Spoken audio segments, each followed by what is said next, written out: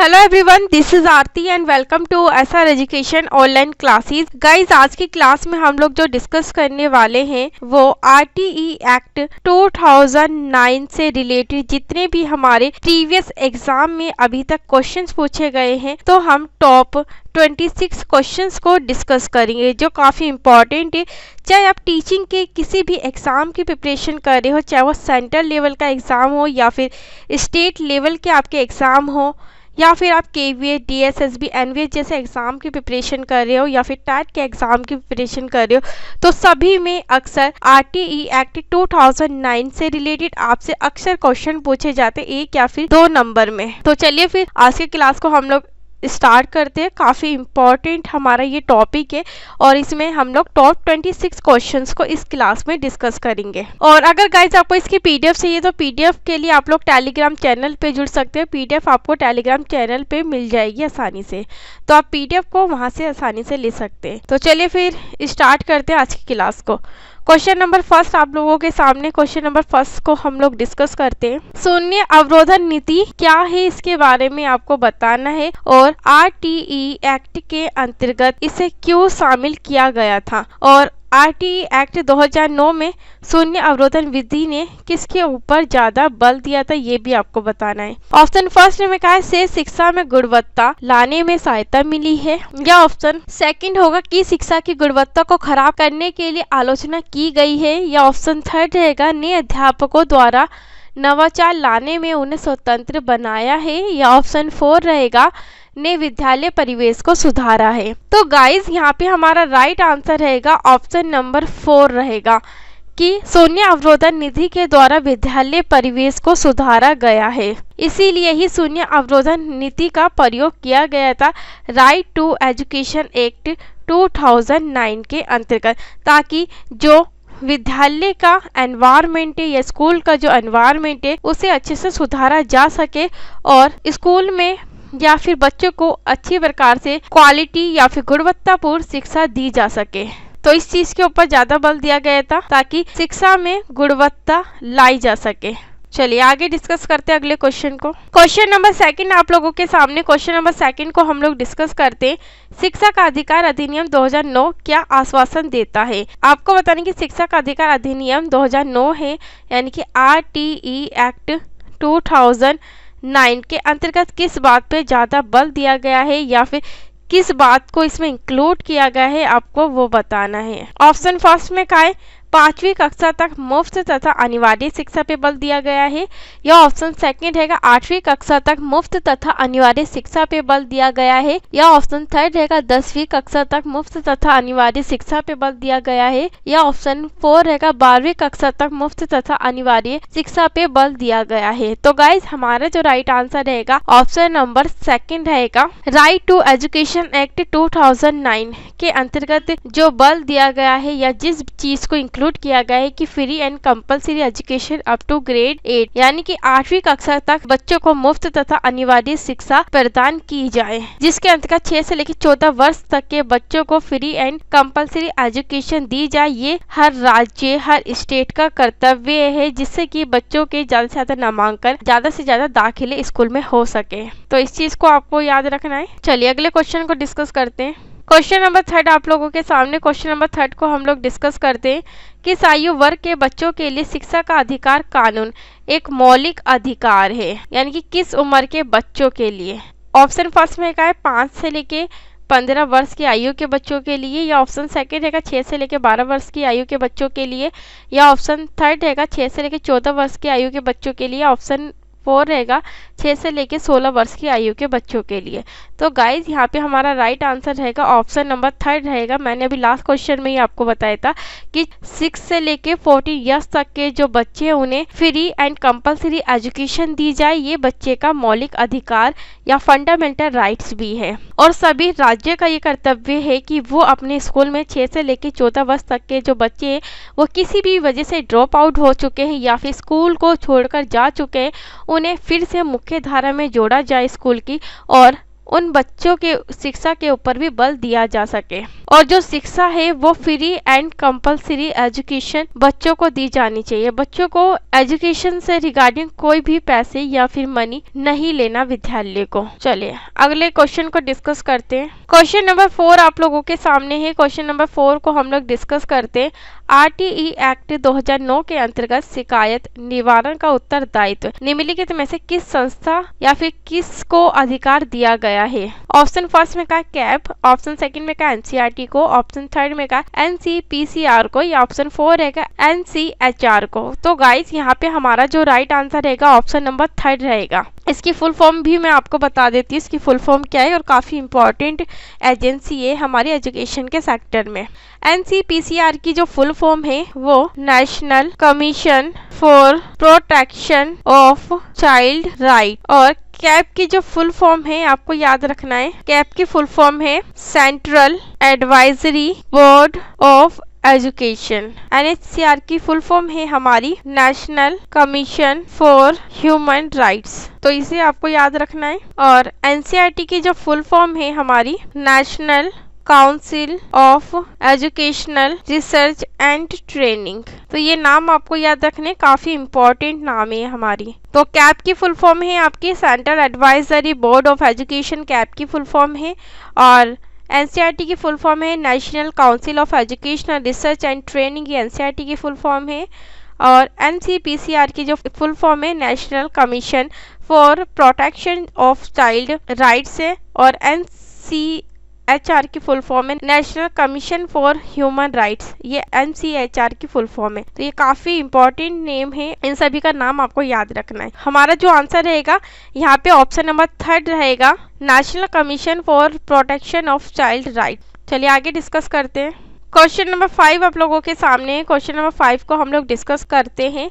विद्यालय में शारीरिक दंड पर रोक लगाई गई है किसके द्वारा?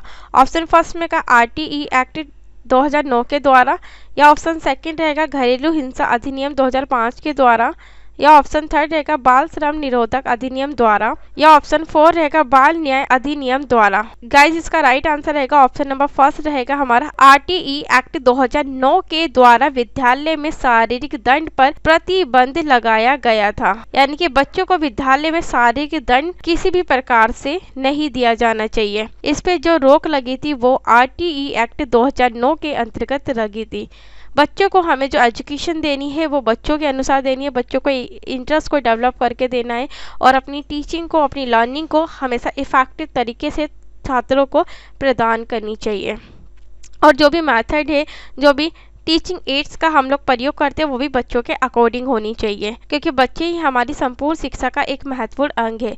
इसलिए जो भी हम अपनी टीचिंग को इफेक्टिव बनाने के लिए हम लोग शिक्षण सहायक सामग्री का प्रयोग करते हैं तो वो सब बच्चों के अकॉर्डिंग होनी चाहिए। चलिए आगे डिस्कस करते हैं अगले क्वेश्चन को। क्वेश्चन नंबर 6 आप लोगों के सामने, क्वेश्चन नंबर 6 को हम लोग डिस्कस करते हैं। शिक्षा का अधिकार अधिनियम 2009 के अनुसार विद्यालय सुधार योजना का निर्माण किया जाना है किसके द्वारा? ऑप्शन फर्स्ट में का विद्यालय प्रधानाध्यापक या प्रधानाचार्य द्वारा, या ऑप्शन सेकंड रहेगा शिक्षकों और प्रधानाचार्य दोनों के द्वारा, ऑप्शन थर्ड में का विद्यालय प्रबंधन समिति द्वारा, या ऑप्शन 4 रहेगा उपयुक्त सभी के द्वारा। तो गाइस यहाँ पे हमारा जो राइट आंसर है स्कूल मैनेजमेंट कमेटी या विद्यालय प्रबंधन समिति के द्वारा ही शिक्षा का अधिकार अधिनियम 2009 के अनुसार विद्यालय में सुधार योजना का जो निर्माण है, शिक्षा का अधिकार अधिनियम 2009 के अनुसार विद्यालय सुधार योजना का जो निर्माण का कार्य है वो स्कूल मैनेजमेंट कमेटी के द्वारा ही किया जाना चाहिए। तो इसलिए आंसर हमारा ऑप्शन नंबर 3 रहेगा यहाँ पे। चलिए आगे के क्वेश्चन आंसर को हम लोग डिस्कस करते हैं। क्वेश्चन नंबर 7 आप लोगों के सामने, क्वेश्चन नंबर 7 को हम लोग डिस्कस करते हैं। भारतीय संविधान के किस संशोधन में शिक्षा का अधिकार अधिनियम 2009 को जोड़ा गया है? ऑप्शन फर्स्ट में का 84वां संशोधन, ऑप्शन सेकंड में का 86वां संशोधन, ऑप्शन थर्ड में का 102वां संशोधन के द्वारा, या ऑप्शन 4 रहेगा 83वां संशोधन के द्वारा। तो गाइस यहाँ पे हमारा राइट आंसर रहेगा ऑप्शन नंबर सेकंड रहेगा 86वें संशोधन के द्वारा ही, जिसके अंतर्गत 6 से लेकर 14 साल तक के बच्चों को फ्री एंड कंपल्सरी एजुकेशन की बात की गई है। तो इसे आपको याद रखना है। चलिए अगले क्वेश्चन को हम लोग डिस्कस करते हैं। क्वेश्चन नंबर 8 आप लोगों के सामने, क्वेश्चन नंबर 8 को हम लोग डिस्कस करते हैं। शिक्षा का अधिकार अधिनियम भारतीय संविधान के किस भाग में वर्णित है वो आपको बताना है। ऑप्शन फर्स्ट में का प्रथम भाग में, ऑप्शन सेकंड में का द्वितीय भाग में, ऑप्शन थर्ड में का तृतीय भाग में, या ऑप्शन फोर रहेगा चतुर्थ भाग में। तो गाइस यहाँ पे हमारा राइट आंसर रहेगा ऑप्शन नंबर थर्ड रहेगा थर्ड भाग में। तो इसका आपको ध्यान रखना है। चलिए अगले क्वेश्चन को हम लोग डिस्कस करते हैं। क्वेश्चन नंबर 9 आप लोगों के सामने, क्वेश्चन नंबर 9 को हम लोग डिस्कस करते हैं। RTE एक्ट 2009 पर भारत के राष्ट्रपति ने किस तिथि को हस्ताक्षर या फिर किस तिथि को साइन किए थे वो आपको बताना है। ऑप्शन फर्स्ट में का 4 अगस्त 2009 को, ऑप्शन सेकंड में का 26 अगस्त 2009 को, या ऑप्शन थर्ड रहेगा 2 जुलाई 2009 को, या ऑप्शन फोर रहेगा 1 अप्रैल 2009 को। तो गाइस यहाँ पे हमारा आंसर रहेगा ऑप्शन नंबर सेकंड रहेगा 26 अगस्त 2009 को ही भारत के राष्ट्रपति ने RTE एक्ट 2009 पर हस्ताक्षर या फिर साइन किए थे। ये डेट काफी इंपॉर्टेंट है हमारी। चलिए अगले क्वेश्चन को हम लोग डिस्कस करते हैं। क्वेश्चन नंबर 10 आप लोगों के सामने, क्वेश्चन नंबर 10 को गाइस हम लोग डिस्कस करते हैं। भारत में RTE एक्ट 2009 किस तिथि को लागू हुआ था। ऑप्शन फर्स्ट में का 4 अगस्त 2010 को, ऑप्शन सेकंड में का है 1 अप्रैल 2010 को, या ऑप्शन थर्ड रहेगा 15 अगस्त 2010 को, या ऑप्शन फोर रहेगा 26 अगस्त 2010 को। तो गाइस हमारा राइट आंसर रहेगा ऑप्शन नंबर सेकंड रहेगा 1 अप्रैल 2010 को ही RTE एक्ट 2009 लागू किया गया था। तो ये आपको डेट याद रखनी है, काफी इम्पोर्टेंट है और ये अक्सर एग्जाम में आपसे पूछी गई है। चलिए अगले क्वेश्चन को हम लोग डिस्कस करते हैं। क्वेश्चन नंबर 11 गाइज आप लोगों के सामने, क्वेश्चन नंबर 11 को हम लोग डिस्कस करते हैं। RTE एक्ट के अनुसार प्रत्येक निजी विद्यालय द्वारा कितने प्रतिशत बच्चों को निःशुल्क शिक्षा प्रदान करनी चाहिए प्राइवेट स्कूल के द्वारा, ये आपको बताना है। ऑप्शन फर्स्ट में का है 15%, ऑप्शन सेकंड में का है 20%, या ऑप्शन थर्ड रहेगा 25%, या गाइज ऑप्शन फोर रहेगा 30%। तो यहाँ पे हमारा जो राइट आंसर रहेगा ऑप्शन नंबर थर्ड रहेगा 25%। तो ये RTE एक्ट 2009 के अंतर्गत इस बात पे बल दिया गया था। चलिए क्वेश्चन नंबर 12 आप लोगों के सामने, क्वेश्चन नंबर 12 को हम लोग डिस्कस करते हैं। बाल अधिकार संरक्षण आयोग का उद्देश्य क्या है वो आपको बताना है। ऑप्शन फर्स्ट में का है इस अधिनियम के अंतर्गत अधिकारों के लिए रक्षा के उपायों का परीक्षण और उन पर पुनर्विचार करना, या ऑप्शन सेकंड रहेगा बाल अधिकार आयोग बालकों की सुरक्षा के लिए आवश्यक कदम उठाए, या ऑप्शन थर्ड रहेगा बालक की निःशुल्क और अनिवार्य शिक्षा के अधिकार से संबंधित शिकायतों की छानबीन करना, या ऑप्शन फोर रहेगा उपयुक्त सभी। तो गाइस यहाँ पे हमारा राइट आंसर रहेगा ऑप्शन नंबर फोर रहेगा उपयुक्त सभी, ऑल ऑफ दिस। कि बाल अधिकार संरक्षण आयोग का जो उद्देश्य था कि इस अधिनियम के अंतर्गत अधिकारों के लिए रक्षा के उपायों का परीक्षण और उन पर दोबारा से पुनर्विचार किया जाए। और अगला जो ऑप्शन दिया हुआ सेकंड वाला कि बाल अधिकार आयोग बालक की सुरक्षा के लिए आवश्यक कदम उठाए गए थे ताकि बालक की जो भी आवश्यकता है, जो भी नीड है, उसके अंतर्गत हम बच्चों को सारी सुख सुविधाएं प्रदान कर सके, या फिर बालकों को वो अधिकार दिए जाए जो बच्चों को प्राप्त होने चाहिए। और ऑप्शन थर्ड में कहा बालक की निःशुल्क और अनिवार्य शिक्षा के अधिकार से संबंधित शिकायतों की छानबीन भी करना, कि बच्चों को जो 6 से लेकर 14 साल तक आयु वर्ष के बच्चे हैं उन्हें फ्री एंड कंपलसरी एजुकेशन दी जाए। और सभी स्टेट का ये कर्तव्य है कि वो अपने 6 से लेकर 14 साल तक के बच्चों को दोबारा विद्यालय में उन्हें एडमिशन, उनका नामांकन, उनका दाखिला दिया जाना काफी इम्पोर्टेंट है।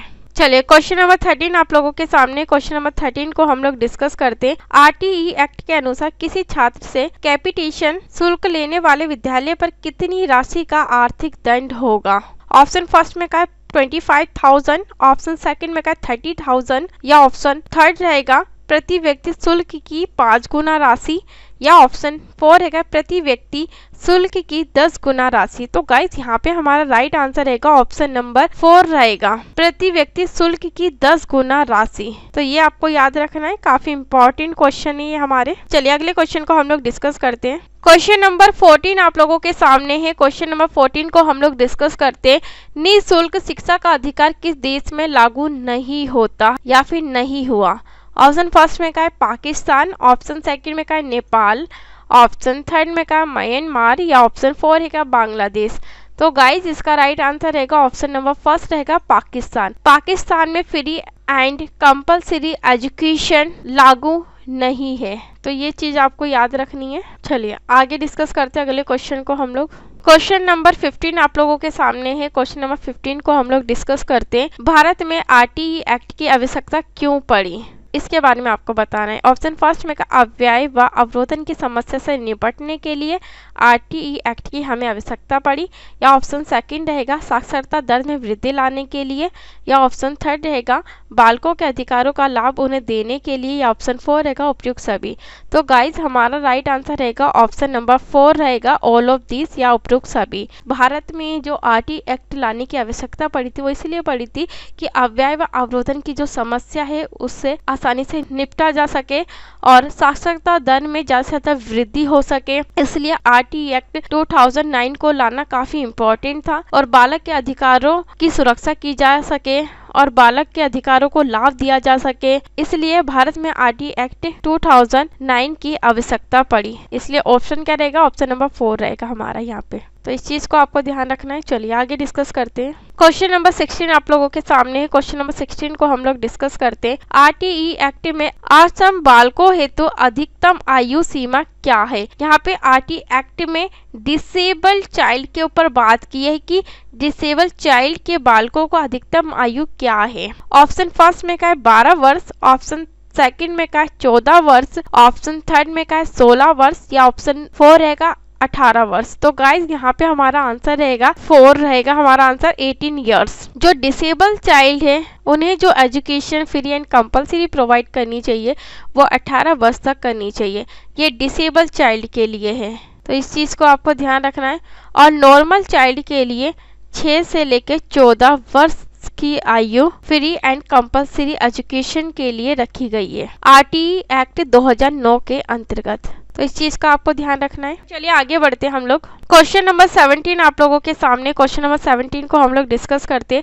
आरटीई एक्ट के अनुसार प्रवेश हेतु बालक की उम्र के प्रमाण हेतु कौन सा दस्तावेज मान्य होगा। ऑप्शन फर्स्ट में का अस्पताल अभिलेख, या ऑप्शन सेकंड है आंगनवाड़ी अभिलेख, या ऑप्शन थर्ड रहेगा माता पिता अभिभावक द्वारा आयु संबंधी शपथ पत्र, या ऑप्शन 4 रहेगा उपयुक्त सभी। तो गाइज यहाँ पे हमारा आंसर रहेगा ऑप्शन नंबर 4 रहेगा उपयुक्त सभी, ऑल ऑफ दिस। चलिए आगे डिस्कस करते हैं अगले क्वेश्चन को हम लोग। क्वेश्चन नंबर 18 आप लोगों के सामने है। क्वेश्चन नंबर 18 को हम लोग डिस्कस करते हैं। वह विद्यालय जो 10 वर्षों तक आरटीई एक्ट अधिनियम का अनुपालन सुनिश्चित नहीं करता बंद कर दिया जाएगा, यानी कि कितने वर्ष तक बंद कर दिया जाएगा आपको वो बताना है। कि जो विद्यालय आरटीई एक्ट अधिनियम का पालन नहीं करते उनके स्कूलों को, उनके विद्यालयों को कितने वर्ष तक बंद किया जा सकता है। ऑप्शन फर्स्ट में का है 2 साल तक, ऑप्शन सेकंड में का है 3 साल तक, ऑप्शन थर्ड में का है 4 साल तक, या ऑप्शन 4 रहेगा 5 साल तक। गाइज हमारा जो राइट आंसर रहेगा ऑप्शन नंबर सेकंड रहेगा 3 वर्ष तक उनके विद्यालय को बंद किया जा सकता है। तो इसका आपको ध्यान रखना है। चलिए आगे डिस्कस करते हैं। क्वेश्चन नंबर 19 आप लोगों के सामने है। क्वेश्चन नंबर 19 को हम लोग डिस्कस करते हैं। आरटीई एक्ट अधिनियम के अनुसार सरकारी विद्यालय की प्रबंध समिति में कितने प्रतिशत सदस्य अभिभावक या माता पिता होने चाहिए। ऑप्शन फर्स्ट में का 25%, ऑप्शन सेकंड में का 50%, ऑप्शन थर्ड में का 75%, या ऑप्शन 4 है का 10% की जो भूमिका है वो 75% है। तो इस चीज का आपको ध्यान रखना है, इसलिए ऑप्शन नंबर थर्ड हमारा राइट आंसर रहेगा। चलिए अगले क्वेश्चन को हम लोग डिस्कस करते हैं। क्वेश्चन नंबर 20 आप लोगों के सामने है। क्वेश्चन नंबर 20 को हम लोग डिस्कस करते हैं। आरटीई एक्ट अधिनियम के बारे में कौन सा कथन सत्य नहीं है आपको वो बताना है। ऑप्शन फर्स्ट में कहा है प्रारंभिक शिक्षा के दौरान कक्षा छात्र निष्कासित नहीं किया जाएगा, या ऑप्शन सेकंड रहेगा 5 वर्ष के अंदर उपयुक्त प्रोफेशनल डिग्री न रखने वाले शिक्षकों को कार्य मुक्त कर दिया जाएगा, या ऑप्शन थर्ड रहेगा जो विद्यालय 3 वर्ष के अंदर आधारभूत सुविधा नहीं सुधारते उनकी मान्यता निरस्त कर दी जाएगी, या ऑप्शन 4 रहेगा राज्य व केंद्र सरकार द्वारा वित्तीय भार वहन किया जाएगा। तो गाइस हमारा जो राइट आंसर रहेगा यहाँ पे ऑप्शन नंबर 5 रहेगा, नन ऑफ दिस, या इनमें से कोई नहीं, कि आरटीई एक्ट के अंतर्गत इन चीजों के ऊपर बल नहीं दिया गया था या इन चीजों को शामिल नहीं किया गया था। चलिए आगे डिस्कस करते हैं अगले क्वेश्चन को। क्वेश्चन नंबर 21 आप लोगों के सामने है। क्वेश्चन नंबर 21 को हम लोग डिस्कस करते हैं। आरटीई एक्ट लागू होने के 6 माह के अंदर वह विद्यालयों को सुनिश्चित करना होगा कि कक्षा 5 तक शिक्षक छात्र अनुपात अधिकतम कितना होना चाहिए। ऑप्शन फर्स्ट में का है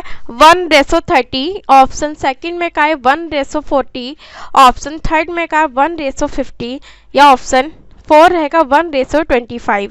तो गाइस यहाँ पे हमारा जो राइट आंसर रहेगा ऑप्शन नंबर फर्स्ट रहेगा 1:30। चलिए आगे हम लोग डिस्कस करते हैं। चलिए क्वेश्चन नंबर 22 आप लोगों के सामने है। क्वेश्चन नंबर 22 को हम लोग डिस्कस करते हैं।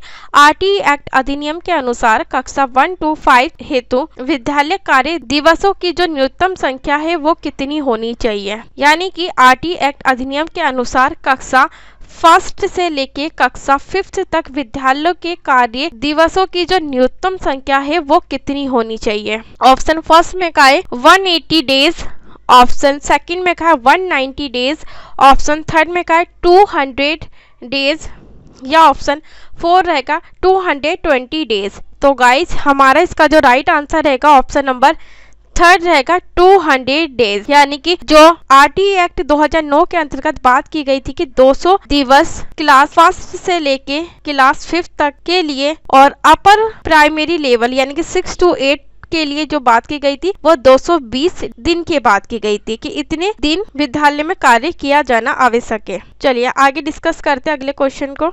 चलिए क्वेश्चन नंबर 23 आप लोगों के सामने। क्वेश्चन नंबर 23 को हम लोग डिस्कस करते हैं।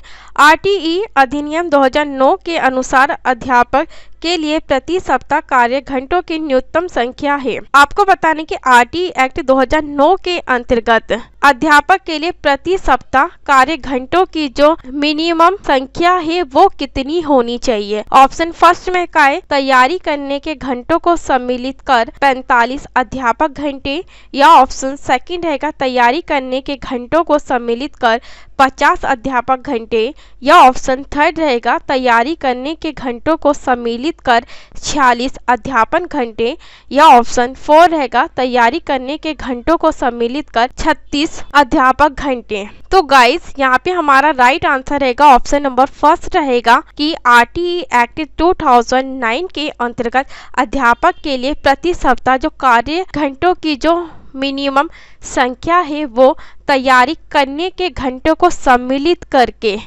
45 अध्यापक घंटे होनी चाहिए। यानी कि 45 आवर्स की बात की गई थी। तो इससे आपको याद रखना है और ये क्वेश्चन कई बार आपके एग्जाम में रिपीट हुआ है और काफी इम्पोर्टेंट क्वेश्चन भी है। चलिए अगले क्वेश्चन को हम लोग डिस्कस करते हैं। क्वेश्चन नंबर 24 आप लोगों के सामने है। क्वेश्चन नंबर 24 को हम लोग डिस्कस करते हैं। संविधान के अनुच्छेद 21A के अनुसार किस बात पे बल दिया गया है या फिर अनुच्छेद 21A में किस चीज को शामिल किया गया है। ऑप्शन फर्स्ट में का है बच्चों को 14 वर्ष की आयु तक निःशुल्क एवं अनिवार्य शिक्षा प्रदान करना अनिवार्य है या ऑप्शन सेकंड रहेगा 0 से 14 वर्ष की आयु के बच्चों के लिए शिक्षा मौलिक अधिकार है या ऑप्शन थर्ड रहेगा 6 वर्ष की आयु तक बच्चों की शिक्षा का उत्तरदायित्व राज्यों का नहीं है या ऑप्शन 4 रहेगा 6 से 14 वर्ष की आयु के बच्चों के लिए शिक्षा मौलिक अधिकार है। तो गाइज हमारा राइट आंसर यहाँ पे जो रहेगा ऑप्शन नंबर 4 रहेगा 6 से लेके 14 वर्ष की आयु के बच्चों के लिए शिक्षा मौलिक अधिकार है। आरटीई एक्ट के अंतर्गत जो आर्टिकल 21A है उसमें 6 से लेके 14 साल तक के बच्चों को फ्री एंड कंपलसरी एजुकेशन की बात की थी और हर राज्य हर स्टेट का ये कर्तव्य है कि वो अपने 6 से लेके 14 साल तक के आयु वर्ग के जो बच्चे हैं उन्हें विद्यालय में नामांकन उन्हें एडमिशन उनका दाखिला करवाना काफी जरूरी है और ये हर राज्य का कर्तव्य होना चाहिए। चलिए आगे डिस्कस करते हैं हम लोग अगले क्वेश्चन को। क्वेश्चन नंबर 25 आप लोगों के सामने है। क्वेश्चन नंबर 25 को हम लोग डिस्कस करते हैं। 2009 में भारत सरकार ने किस उद्देश्य से बालकों हेतु निःशुल्क और आवश्यक शिक्षा के अधिकार को लागू किया। ऑप्शन फर्स्ट में का संवैधानिक कर्तव्यों की पूर्ति, ऑप्शन सेकंड में का देश में गुणवत्तापूर्ण मानव संसाधन विकास हेतु या ऑप्शन थर्ड रहेगा विरोध राजनीति पार्टियों के ऊपर राजनीतिक उत्तोलन पाने हेतु, या ऑप्शन 4 रहेगा देश में बाल मजदूरी खत्म करने हेतु। गाइस यहाँ पे जो हमारा राइट आंसर रहेगा ऑप्शन नंबर 2 रहेगा, देश में गुणवत्तापूर्ण मानव संसाधन विकास हेतु, developing quality man power in the country. चलिए आगे अगले क्वेश्चन को हम लोग डिस्कस करते हैं। क्वेश्चन नंबर 26 आप लोगों के सामने है गाइस। क्वेश्चन नंबर 26 को डिस्कस करते, इस क्लास का ये लास्ट क्वेश्चन रहेगा आरटीई एक्ट 2019 से रिलेटेड। चलिए क्वेश्चन नंबर 26 को हम लोग डिस्कस करते हैं। माध्यमिक स्कूली स्तर पर बालक के शैक्षिक अधिकारों को सुनिश्चित करने हेतु श्रेष्ठतम क्रम चुनिए, यानी कि आपको सही क्रम में इसे लगाना है। ऑप्शन फर्स्ट में कहा विधि प्रावधान, ऑप्शन सेकंड में कहा है बाल अधिकार हनन को रोकने हेतु सख्त निगरानी प्रणाली, या ऑप्शन थर्ड है बाल अधिकारों पर शिक्षक और प्राचार्यों हेतु प्रशिक्षण कार्यक्रमों का आयोजन, या ऑप्शन 4 रहेगा इस मुद्दे पर गोष्ठी सम्मेलन एवं कार्यशालाओं का आयोजन। तो गाइस यहाँ पे हमारा जो सही सीक्वेंस होगा, सही जो क्रम होगा वो ऑप्शन नंबर 4 हमारा इसका राइट आंसर रहेगा पहली बात तो। और सही क्रम होगा, पहले आएगा विधि प्रावधान होना चाहिए, सेकंड जो रहेगा वो हमारा ऑप्शन 4 रहेगा इस मुद्दे पर गोष्ठी सम्मेलन एवं कार्यशालाओं का आयोजन होना चाहिए, और उसके बाद ऑप्शन नंबर 3 रहेगा बाल अधिकारों पर शिक्षक और प्राचार्यों हेतु प्रशिक्षण कार्यक्रमों का भी आयोजन किया जाना चाहिए। और लास्ट जो या 4th नंबर पे जो हमारे पॉइंट रहेंगे वो बाल अधिकार हनन को रोकने हेतु सख्त निगरानी प्रणाली भी अपनानी चाहिए। इसलिए राइट आंसर जो हमारा यहाँ बनेगा ऑप्शन नंबर 4 बनेगा। तो गाइज यहाँ पे हमारे जो टॉप 26 क्वेश्चन थे वो पूरे फिनिश हो गए। आई होप कि गाइज आप लोगों को बहुत अच्छी तरीके से ये क्वेश्चन समझ में आए होंगे, और ये क्वेश्चन वही है जो आपके प्रीवियस एग्जाम में पूछे गए हैं।